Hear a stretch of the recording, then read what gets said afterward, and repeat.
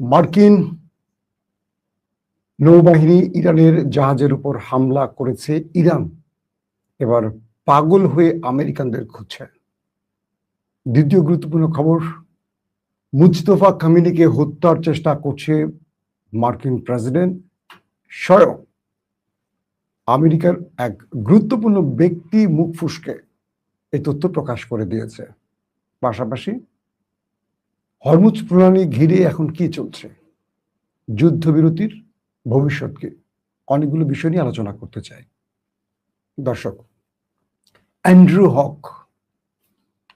হক মার্কিন যুক্তরাষ্ট্রের nuclear chief যাকে বলা হয়, এই ব্যক্তি কোনো একটি ট্র্যাপে পড়ে বা কোনো একটি জায়গায় গোপনে এক সাংবাদিকের রেকর্ডে ধরা পড়ে গেছেন। অর্থাৎ অ্যান্ড্রু হক, যিনি মার্কিন নিউক্লিয়ার প্রধান বা চিফ, তাকে ট্র্যাপে ফেলে দেয়া হয়েছে বা যে কোনোভাবেই হোক কোন একটি গোয়েন্দা সংস্থা বা কোন একজন রিপোর্টার গোয়েন্দা সংস্থার হয়ে কাজ করতে গিয়ে তার অনেক তথ্য প্রকাশ করে দিয়েছেন। অ্যান্ড্রু হক তার বক্তব্যে বলছেন, মার্কিন প্রেসিডেন্ট ডোনাল্ড ট্রাম্প তিনি ইরানে নিউক্লিয়ার অ্যাটাকের চেষ্টা করেছিলেন, কিন্তু মার্কিন জেনারেলরা তাকে সে কাজটি করতে দেয়নি। তিনি আরেকটি তথ্য ফ্লাশ করে দিয়েছেন, সেটি হলো ইরানের ভেতরে একটি স্কুলে হামলায় 2 শতাধিক নিহত হয়েছে, যার মধ্যে প্রায় 2.25 শতাধিক ছিল কোমলমতি শিক্ষার্থী। এটিও মার্কিন প্রেসিডেন্ট ডোনাল্ড ট্রাম্পের নির্দেশে বা তার নির্দেশ, এক কথায় তিনি এই শিশুদের হত্যাকারী ছিলেন। এই তথ্যটিও অ্যান্ড্রু হক প্রকাশ করেছেন। সবচেয়ে ভয়ঙ্কর যে তথ্যটি তিনি দিয়েছেন সেটি হলো যে মার্কিন president Donald Trump Ayatollah Ali খামেনির ছেলে, বর্তমান যিনি গদিসীন বা যিনি বর্তমান ইরানের সুপ্রিম লিডার, মুজতফা খামেনিকে হত্যার চেষ্টা করে যাচ্ছেন। একদিকে আমেরিকা আলোচনা করছে ইরানের সাথে, নেপথ্যে মোসাদ, সিআইএ এর মাধ্যমে আমেরিকা এবং ইসরায়েল খুঁজে বেড়াচ্ছে কয়েকজন ব্যক্তিকে। এর মধ্যে অন্যতম টার্গেট হলো মুজতফা খামেনি। এজন্য আমেরিকার বেশ কয়েকটি গণমাধ্যম এর আগেও সংবাদ প্রকাশ করেছিল, মুজতফা খামেনি নেই, তিনি মারা গেছেন, এটা সেটা। এগুলো আমেরিকা খবরগুলো দিয়েছিল এই কারণে যেন আমেরিকার এই গণমাধ্যমের খবরের পর মুজতফা খামেনি নিজের অবস্থানটাকে একটু জানান দেয়, আর এতে করে আমেরিকা, ইসরায়েল তার অবস্থানটা জেনে তাকে টার্গেট করতে পারে। বলা হচ্ছে আমেরিকা আইআরজিসির কয়েকজন গুরুত্বপূর্ণ ব্যক্তির তালিকা করেছেন, যারা এই যুদ্ধটি এখনো চালিয়ে রেখেছেন বা আমেরিকাকে বা ইসরায়েলকে টার্গেট করে যে হিটগুলো করছে, তাদের নেতৃত্বে বেশ কয়েকজন ব্যক্তি আছেন যারাই মূলত এই সফল অপারেশনগুলো করছেন। তাদেরকে হত্যার জন্য পাগল হয়ে গেছে এই দেশ দুটো। তো মুজতফা খামেনিকে থ্যাংক ইউ। তো মুজতফা খামেনিকে হত্যার জন্য ট্রাম্প তার পুরো গোয়েন্দা বাহিনীকে মাঠে নামিয়েছে, তার অবস্থান নির্ণয়ের জন্য কাজ করছে, পাওয়া মাত্র তাকে হত্যা করা হবে। এই অ্যান্ড্রু হক তিনি এই কথাগুলো কোনো ভুল করে বলেছেন, বিষয়টা এরকম নয়। তিনি মার্কিন কোনো একজন সাংবাদিকের ট্র্যাপে পড়েছেন বা সাংবাদিক তাকে ট্র্যাপে ফেলেছেন কোন একটি কৌশলে, এবং হিডেন ক্যামে পুরো বক্তব্যগুলো রেকর্ড করেছেন। এখন প্রশ্ন করতে পারেন যে আমেরিকা কি এরকম একজন সাংবাদিকের কাছে ধরা পড়ে সব তথ্য ফাঁস করে দিতে পারে এরকম একটি দেশ? বিষয়টি এরকম নয়। আমেরিকার মধ্যে খোদ সেনাবাহিনী বিভক্ত হয়ে পড়েছে, রাজনৈতিক বলয় বিভক্ত হয়ে পড়েছে। ডোনাল্ড ট্রাম্পকে ডেমোক্রেটরা যেমন চায় না, রিপাবলিকান শিবিরের ভেতরে একটা বড় গোষ্ঠী তাকে চায় না, এমন তথ্য উঠে আসছে।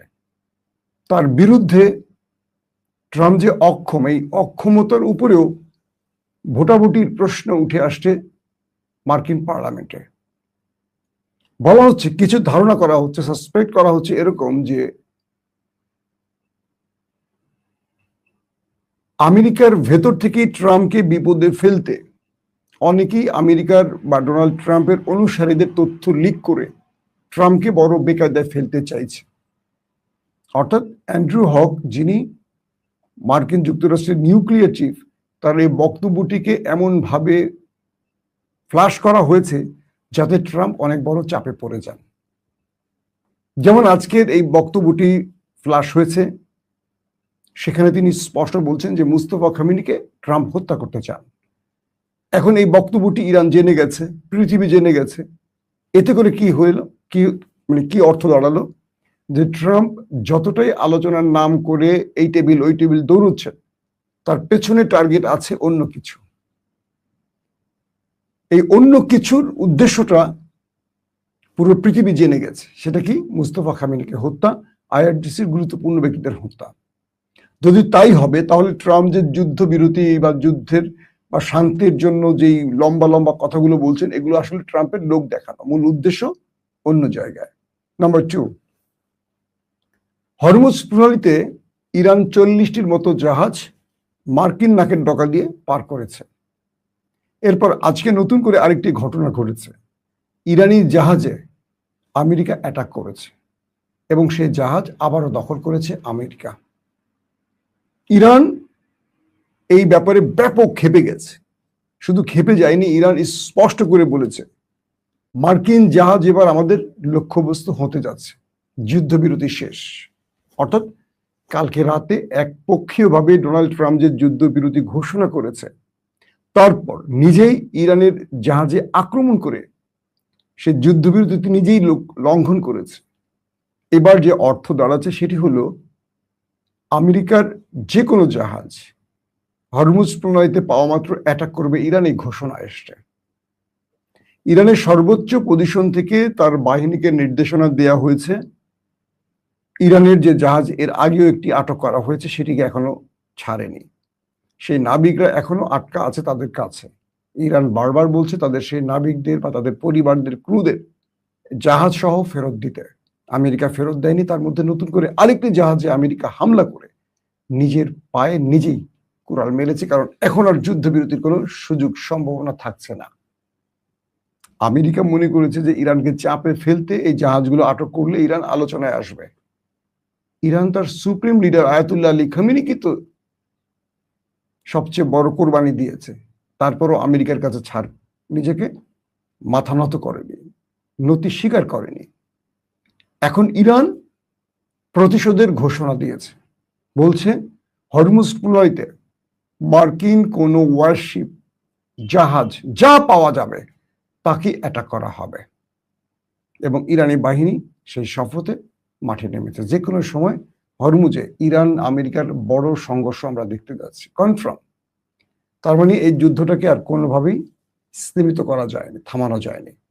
আমেরিকার যুদ্ধবিরতির কথা বলছে, নানান রকম কথা বলছে, আবার নেতানিয়াহুর সাথে গোপনে প্ল্যান করে অন্য মিশনে নামছে। ইরান বলছে স্পষ্ট করে যে পৃথিবীর সবাইকে বিশ্বাস করা গেলেও আমেরিকা বা ট্রাম্প বা নেতানিয়াহুকে বিশ্বাস করা যাবে না, কারণ তারা যে কোনো পরিবেশে পল্টি নিতে পারে, মিথ্যা কথা বলতে পারে। আমরা সেই ফলটি দেখছি। এখন আমেরিকার মধ্য থেকেই খোদ প্রশ্ন উঠেছে, ট্রাম্প কেন ইরানের জাহাজে আক্রমণ করলো? ট্রাম্প যদি শান্তি চায়, শান্তি চুক্তি চায়, তাহলে ইরানের ভেতরে বা ইরানের কাছে গিয়ে ইরানের হরমুজ প্রণালীতে জাহাজে আক্রমণ করার কারণ কি?